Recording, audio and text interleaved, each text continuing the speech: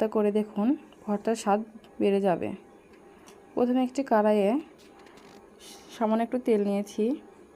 এরপর শুকনো কাঁচামরিচ, পেঁয়াজ কুচি, রসুন দিয়ে ভালোভাবে নেড়ে ছেড়ে এর ভিতরে একটু লবণ আর একটু হলুদ দিয়ে দেব।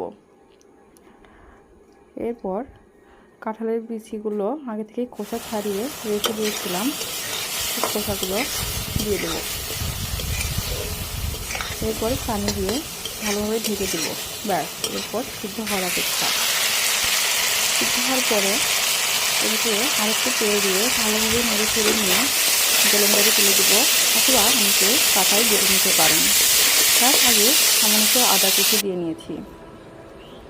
ব্যাস, হয়ে গেল কাঁঠালের বিচি ভর্তা।